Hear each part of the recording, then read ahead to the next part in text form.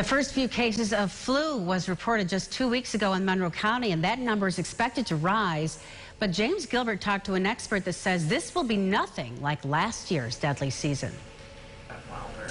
David Topham is an expert on the flu at the U of R and has been forecasting the flu season using one main variable.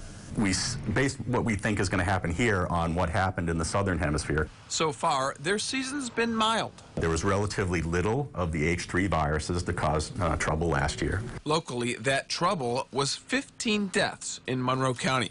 Last season, Pete Massoth got the flu for the first time ever. You know, really got it where it took me down for like 10 days. He's been getting the shot for over 15 years. Until this past year, it always worked.